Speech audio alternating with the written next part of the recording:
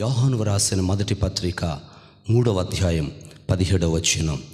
ఈ లోకపు జీవనోపాధి గలవారయ్యుండి తన సహోదరునికి లేమి కలుగుట చూచియు అతని ఎడల ఎంత మాత్రము కనికరము చూపని వాని యందు దేవుని ప్రేమ ఎలాగు నిలుచును?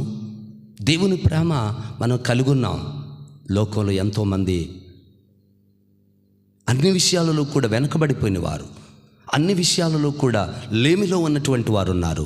అటువంటి వారికి దేవుని ప్రేమను కనుపరుస్తూ, అందుకే యేసయ్య ప్రసన్నత పరిచర్యల ద్వారా సువార్త చేయూత, కేవలం సువార్త చెప్పటం మాత్రమే కాదు, కానీ అనేకులకు అనేక పర్యాయాలు సువార్త చేయూత అనే ఒక కార్యక్రమం ద్వారా దేవుని సువార్తను మాత్రమే కాదు, అనేక మందికి అనేకమైన వాటిని పంచిపెడుతూ క్రీస్తు ప్రేమను కనుపరచటమే యేసయ్య ప్రసన్నత పరిచర్య యొక్క ముఖ్యమైనటువంటి ఉద్దేశము.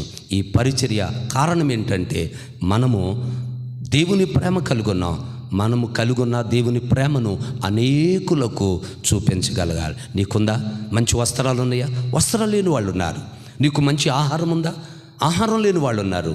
అనేకమైనటువంటి రీతులుగా నిన్ను దేవుడు దీవించాడా? అనేక మంది ఇబ్బందికరమైన పరిస్థితుల్లో ఉన్నవారు ఉన్నారు.